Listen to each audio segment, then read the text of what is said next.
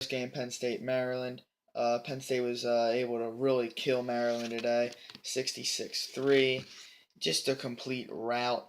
Um, I'm just going to be giving you some thoughts about the other weekend's results and what I think about this game. I mean, overall, it was a pretty easy win for Penn State. Maryland really did not pose much of a threat. They weren't able to sustain any kind of drives. Bornschlager might have been able to hit DJ Moore for a couple, passes there, and they might be able to bring off a run. But at the end of the day, they weren't able to be able to get a run long well enough and be able to make enough completions to be able to sustain any kind of drives.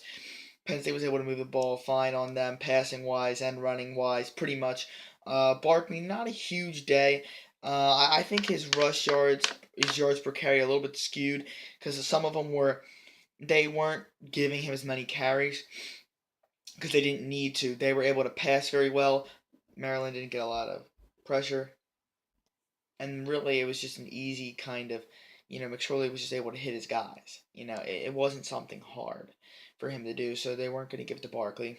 And the times that they did, they were kind of at the goal line, so he might only get a yard or here or there. So it might have just probably should have been like 12 for 70, maybe something like that, maybe a little bit better looking than what it was. Even though he did have a nice performance, he had some nice break. He didn't have a breakout run, but he had some nice runs.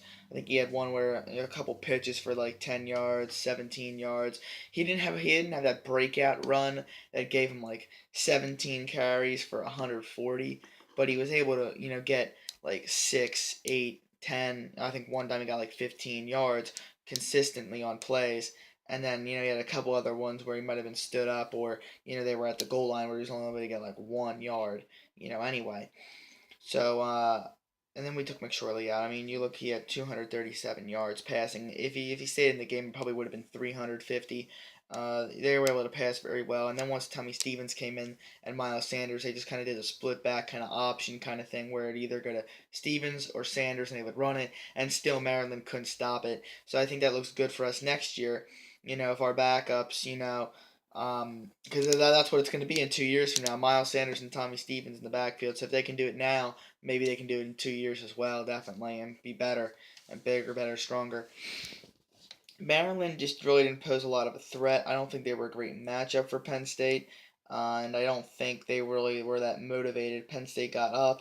The game was closer than what it was. I think Maryland deserved to put up more points than they did, but Penn State was able to get touchdowns, not field goals, and they were able to put up just everything. This was just a bad. The worst possible thing could have happened for Maryland. They just played not well, and Penn State converted on everything they needed to do. Penn State did a good job on third and ones. You think Maryland was down in Penn State territory like 3 times, and they came away with 3 points. That needs to be like 10. A touchdown, field goal, and then maybe you go for it and you don't make it the one time. You know, or 13 or even 17. It needs to be in the double digits. It can't be 3. So that's an issue for them, not Penn State though. Uh, Moving forward, I don't really know. To 10-2 is a good season. It is a little bit of a shame, because I think this team was very, very talented, and I think maybe they don't show up and play quite as flat against Michigan State. I think, and they make some plays. They don't. They don't go in that funk before halftime and into the third quarter, and drop so many passes and we're able to catch that big fourth down play. And we're let's say we're up 7 there. Let's say we get a drive because we don't drop a ball and we finish off the game and win by 10. You know, you think that's what probably should have happened. That's probably what should have happened and what could have definitely happened. And then you go if we well, what if we just roll McSorley out or we have him go in the slot or I mean not in the slot or we just have him go play action, have him pass one and if it's not there, just fall down and continue to waste and clock, and we get a first down, like a big third down conversion, and we're able to, take another minute and a half off the clock, and we're able to finish off the game. But I mean, still 10-2, very good year, because somebody was like, oh, we're 4 points away from being undefeated. Well, we're also 2 points away from having 3 losses, which would be the best 3-loss team I've ever seen in my life, I think, in college football. I don't really know.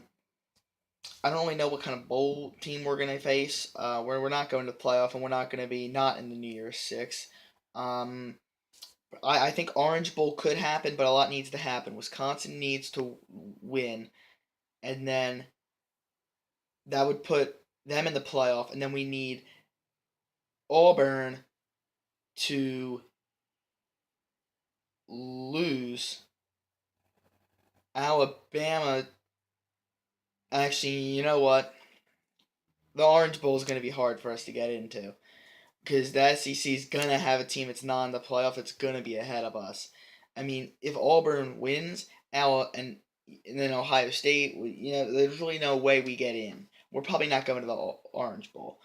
Peach Bowl, I don't think that's going to happen. I think they're going to take UCF from the South, and I think that's going to be the SEC loser team of that, the lowest ranked team. And then I think Cotton Bowl or Fiesta Bowl is the most likely. I think the Cotton Bowl is our main destination. I think TCU could be a possible opponent. I think if we go to the Fiesta Bowl, I think it is either going to be Stanford, maybe even Washington, or USC from last year.